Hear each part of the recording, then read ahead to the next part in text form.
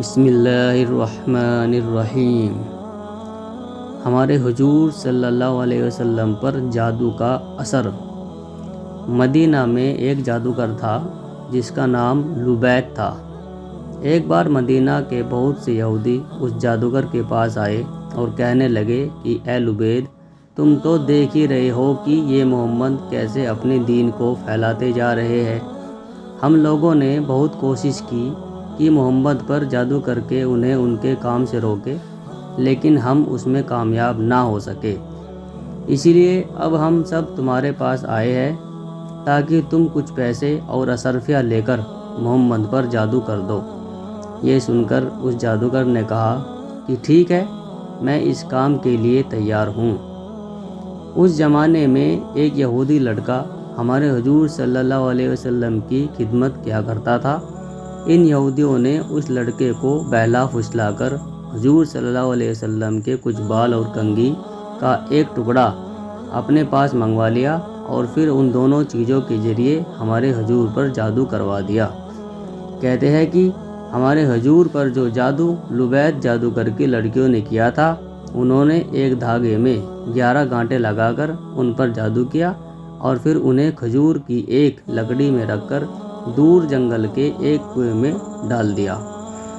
ہمارے حضور صلی اللہ علیہ وسلم پر اس جادو کا اثر یہ ہوتا تھا کہ ہمارے حضور صلی اللہ علیہ وسلم اپنے آپ کو بندھا ہوا محسوس کرتے تھے اور کسی کام کے بارے میں یہ خیال ہوتا تھا کہ وہ کام تو میں کر چکا ہوں، لیکن ابھی وہ کام نہ کیا ہوتا تھا، اور جو کام کر چکے ہوتے تھے اس کے بارے میں خیال آتا تھا کہ ابھی میں نے یہ کام نہیں کیا ہے۔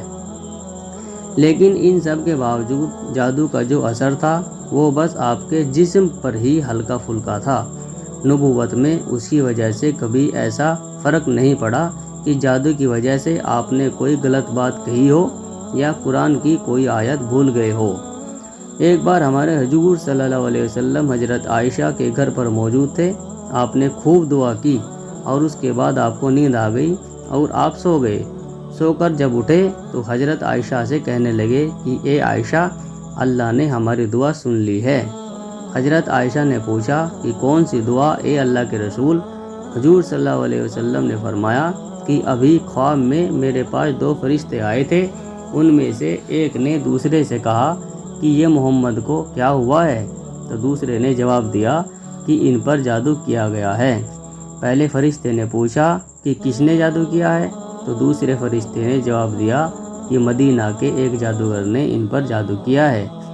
پہلے فرشتے نے پوچھا کہ کس چیز پر جادو کیا ہے؟ دوسرے نے جواب دیا کہ ان کی کنگھی اور بالوں پر۔ پہلے والے فرشتے نے پوچھا کہ وہ کہاں ہے؟ تو دوسرے فرشتے نے جواب دیا کہ وہ کنگھی اور بال جنگل کے ایک کنویں کے اندر پتھر کے نیچے رکھے ہیں۔ پہلے فرشتے نے پوچھا کہ اب انہیں کیا کرنا چاہیے؟ تو دوسرے نے جواب دیا کہ اس کنویں کا پانی نکال کر اس پتھر کے نیچے سے وہ بال اور کنگھی کا ٹکڑا نکالا جائے تو ان پر سے جادو کا اثر ختم ہو جائے گا۔ پھر حضور صلی اللہ علیہ وسلم نے کچھ صحابہ اکرام کو جنگل کے اس کنویں کی طرف بھیجا کہ جس کے بارے میں ہمارے حضور کو خواب میں بتایا گیا تھا کہ اس کنویں میں آپ کے بال اور کنگھی پر جادو کر کے ڈالا گیا ہے۔ ان سارے صحابہ اکرام نے کنویں کا پانی نکالا اور جو جگہ بتائی تھی اس جگہ سے کنگھی اور بال نکال کر ہمارے حضور صلی اللہ علیہ وسلم کے پاس پہنچے۔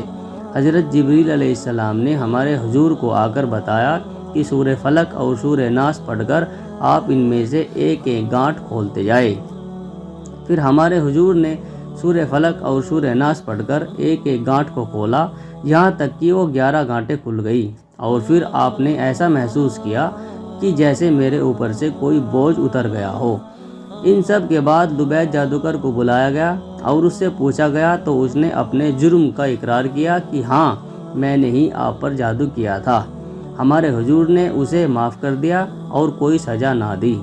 ہمارے حضور صلی اللہ علیہ وسلم پر جادو کا اثر اللہ کے حکم سے ہوا تھا، کیونکہ ہمارے حضور صلی اللہ علیہ وسلم بھی ایک انسان تھے، لیکن اس کی وجہ سے ہمارے حضور کی نبوت پر کوئی اثر نہ پڑا۔